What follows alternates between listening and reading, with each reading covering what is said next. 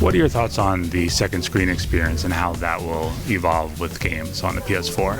I think everybody owns smartphones and tablets these days, and so we're all looking for ways to incorporate them in the console game experiences. And day one, the biggest thing that we have, of course, is remote play on Vita, where pretty much every PlayStation 4 title, if somebody else wants to use the TV set, you could just flip over to Vita and continue playing there.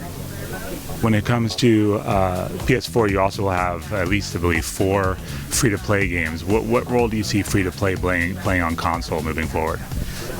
It's going to be very, very broad going forward. I really believe that variety of business models is going to be the hallmark of the PlayStation 4 years.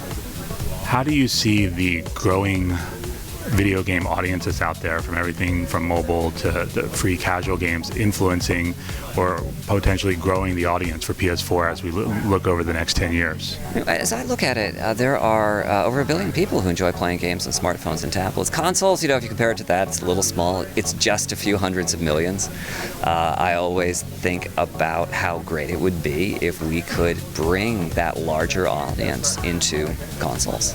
And so with the game I'm directing, Knack, which is one of the launch titles for PlayStation 4, on easy, it really is designed to be sort of an on-ramp for the light or beginner player. The idea is if you've only ever played Angry Birds or Candy Crush Saga, you can have a full-blown console experience. Now that's on easy. On normal, it's a lot more hardcore of a game, definitely designed to challenge those people who played Crash Bandicoot or Sonic the Hedgehog back in the day, who really enjoy that sort of tough character action experience. Where did the idea come from for Knack? Well, the team that I'm working with is in Tokyo, and we wanted to make a very international title. I was a little concerned that if we developed a character in Tokyo, it might have Japanese influence, which sometimes is great. Anime does very well in the States, but sometimes not so good.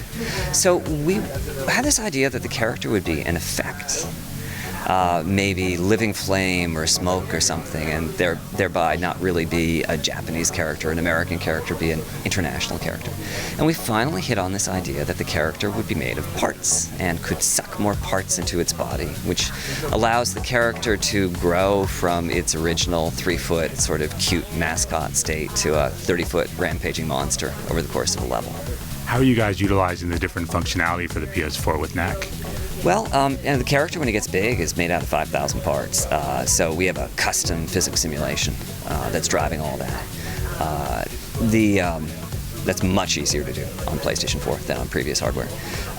Graphically, it's full HD, 1080p, and that's native 1080p, so it's not like we're up-resing it or anything. And when it comes to the controllers, how are you utilizing the different functionality? Well, the control scheme, it's a simpler scheme because we've got these two audiences in mind, so we're mostly using the face buttons and the joysticks. But on a normal or a hard difficulty setting, you really need to master those controls if you expect to finish the game. What role do you see those controllers playing moving forward as more developers start working on games for PS4? Well, I think we're going to see a lot of creative usages of the touchpad. I mean, we went and put pretty much every type of control we could think of in prototype controllers and checked them out. 3D joysticks and galvanic skin responses like a lie detector or something that would detect your heart rate. And we asked what the developers they were really interested in, and ultimately the number one thing was the touchpad.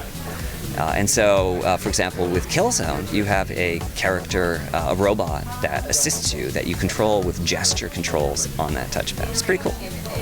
When you look ahead, over the next decade, what excites you about where the game industry is headed?